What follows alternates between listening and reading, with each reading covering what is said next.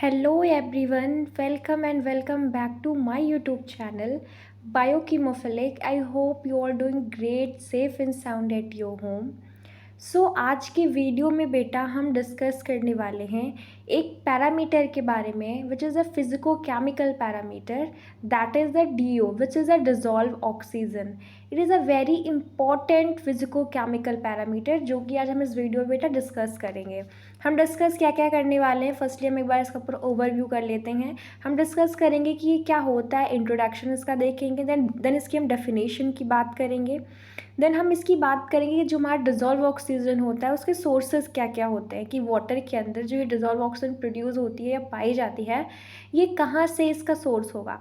फिर फैक्टर्स की बात करेंगे कि कौन कौन से फैक्टर्स हैं जो हमारे डिज़ोल्व ऑक्सीजन को अफेक्ट करते हैं, चाहे वो फिजिकल हो, चाहे वो केमिकल हो, चाहे वो बायोलॉजिकल हो.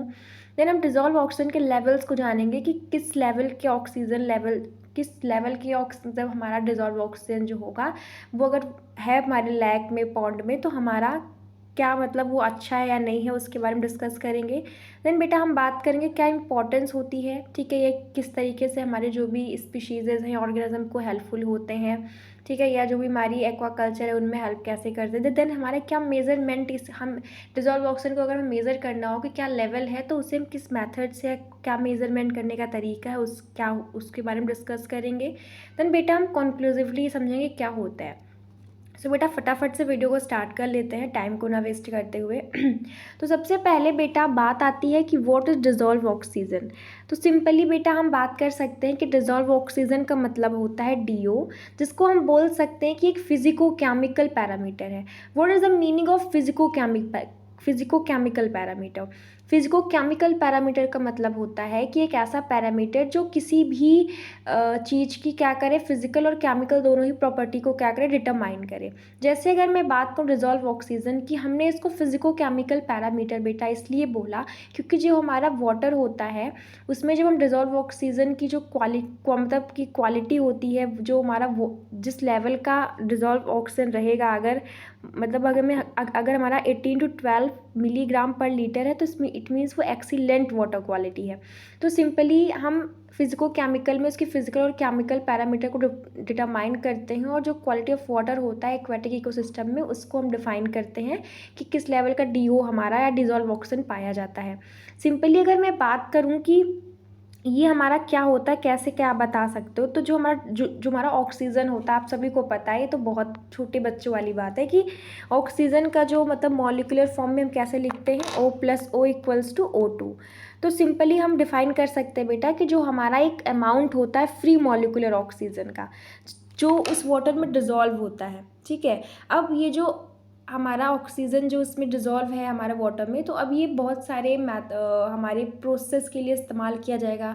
लाइक हमारा जो रिस्पिरेशन के लिए जो हमारे एक्वेटिक ऑर्गेनिज्म होंगे हमारे जो भी पॉन्ड में, लैक में, वो कहाँ से ऑक्सीजन लेंगे, वो इन्हीं डिज़ोल्व ऑक्सीजन के थ्रू ही अपना क्या करेंगे, ऑक्सीजन लेंगे. लाइक फिशेज़ हो गई हमारी, प्लैंकटॉन्स हो गए, माइक्रो ऑर्गेनिज्म हो गए, ठीक है ना. क्वेश्चन ये उठता है कि ये जो हमारी मछलियाँ होती हैं पानी में रहती हैं तो वो सांस कैसे लेती हैं, उनको ऑक्सीजन कहाँ से मिलता है.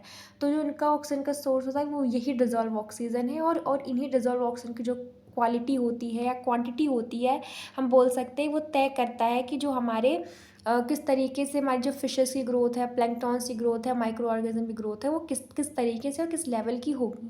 तो आई होप आपको इतनी कहानी क्लियर हो रही होगी बेटा.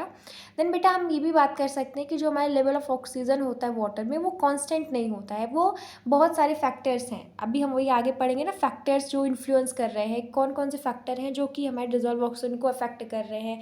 चाहे वो अगर हम फिजिकल की बात करें तो टेम्परेचर हो सकते हैं, टर्बिडिटी हो सकती है, लाइट हो सकता है.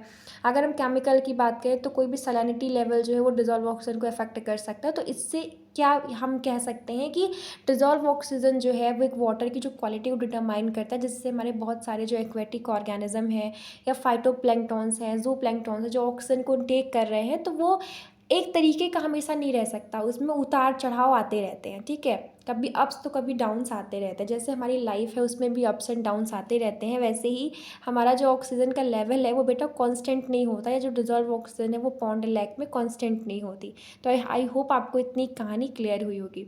अब बेटा अगर मैं बात करूँ तो अगर हमारा जो भी हाई डिज़ोल्व ऑक्सीजन है किसी भी वाटर में या पॉन्ड वाटर, लेक वाटर में, तो इसका मतलब ये है कि वो जो वाटर है वो बहुत ही हेल्दी है, बहुत ही अच्छा उसका जो मतलब एक लेवल है, उसमें कोई पोल्यूशन नहीं है और वो पुअर इन्वायरमेंटल कंडीशन को नहीं शो कर रहा है।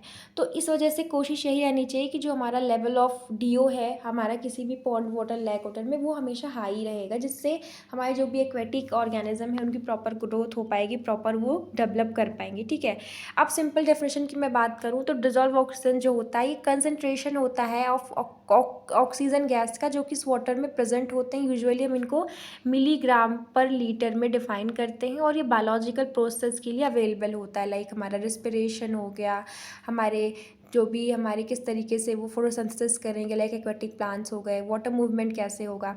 अब अगर मैं बात करूं कि क्या क्या सोर्सेज होते हैं बेटा हमारे इस डिजॉल्व ऑक्सीजन को प्राप्त करने के, तो सबसे पहला तो एटमॉस्फेरिक डिफ्यूजन जो होता है वाटर सरफेस पे, उसके थ्रू हम O2 ऑब्टेन हो, तब इसमें DO मतलब प्रोड्यूस होता है, which is a dissolve oxygen, मतलब कितने अमाउंट का ऑक्सीजन में घुला हुआ है, which is a free molecular oxygen.